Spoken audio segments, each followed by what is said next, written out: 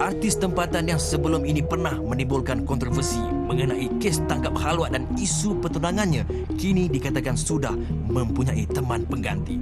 Betul ke? Kita dengarkan apa kata tuan penyebaran sendiri. Okey, Shah Jazel sekarang ni tengah mempromosikan drama yang telah pun bersiaran di TV3 iaitu Kristen Maya. Mungkin boleh ceritakan sikit tentang drama itu dan bagaimana sambutan daripada penonton TV3 sendiri. Alhamdulillah, sambutan dia sangat meriah lah. My fans pun banyak komen dari segi cerita tu menarik. Perjalanan syuting tu memang tak ada masalah. Skrip pun masing-masing rasanya tahu watak masing-masing. Kerja tu agak senang lah. Shah Jazel, alang kita dah berjumpa ni, nak bertanya sekali dengan Shah Jazel mengenai percintaan Shah Jazel. Sekarang Shah Jazel bersama dengan siapa tu? I'm seeing someone. Alhamdulillah kami masih mengenali satu sama lain. Kalau nak sorot nama pun nanti orang cakap boyo pula kan.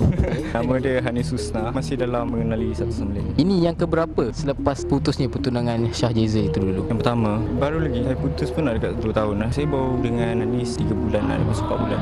2 tahun selepas terputusnya tali pertunangan tu, yang baru ni baru 3 bulan. Shah Jazel mengambil masa yang agak lama tu. Adakah hati tak terbuka untuk menerima insan baru di dalam hidup Shah Jazel sendiri? Adakah begitu? My past relationship tak ada masalah, tapi bukan jodoh kami lah. I tried but tak ada jodoh kot. Masing-masing ada haluan masing-masing. Ada pihak yang meletakkan kesalahan itu di pihak Shah Jazel sendiri. Ada juga pihak yang meletakkan kesalahan itu di pihak yang sebelah lain. Apakah persiapan Shah Jazel sendiri? Maklumlah dah terjadi benda-benda yang tidak diingini oleh setiap pasangan yang bercinta kan? Actually, in a relationship tak perlu ada orang ketiga, orang keempat tu buat keputusan. Macam kita naik sampan, kalau naik 2 orang je okey. Tapi kalau dah tambah lagi 4 orang tu alik lah sampan. Seperti menujukan sesuatu kepada seseorang, adakah begitu? Seseorang tu tak juga sebenarnya. Tapi itulah ramai lah. I learn from my mistake, which is I let people to make a decision. I should make my own decision. I'm still young. Walaupun dah tua sebenarnya tak sedar diri kan. Yang wild and free ke macam mana? No, young work and achieve something for my goal lah.